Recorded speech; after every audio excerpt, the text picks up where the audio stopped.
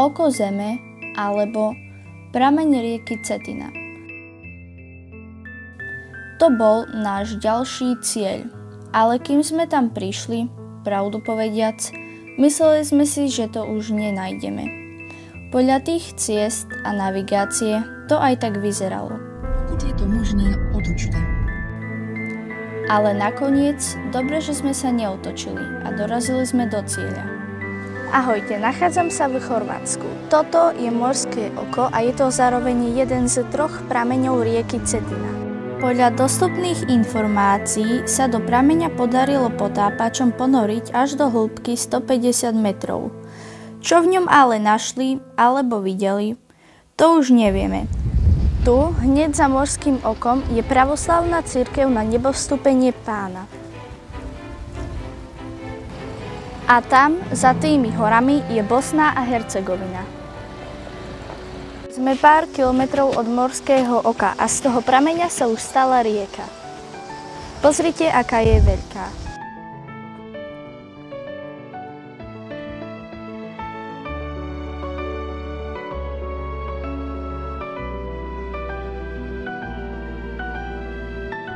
Rieka Cetina vytvára toto jazero Peruča.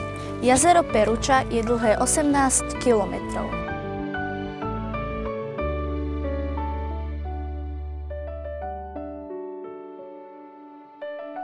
O rieke Cetina sa hovorí, že je veľmi studená, tak idem to otestovať. No ale poviem vám, je to pravda, fakt je veľmi studená. Ako sa pozerám, tak predsa len sa nájdu nejakí tí odvážlivci a idú sa okúpať.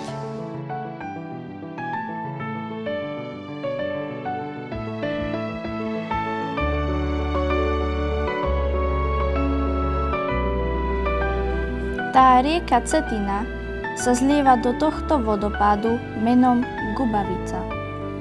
Je naozaj zážitok vidieť to na vlastné oči. Tá roklina, ten kaňon, je taký obrovský, že rieka Cetina v ňom vyzerá ako malý vodopádik.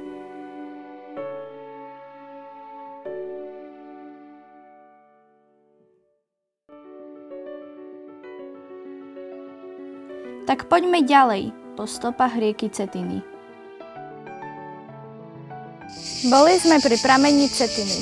Tu sa už Cetina vlieva do mora. Dole je mesto Omiš. Toto je naozaj úžasná vyhliadka.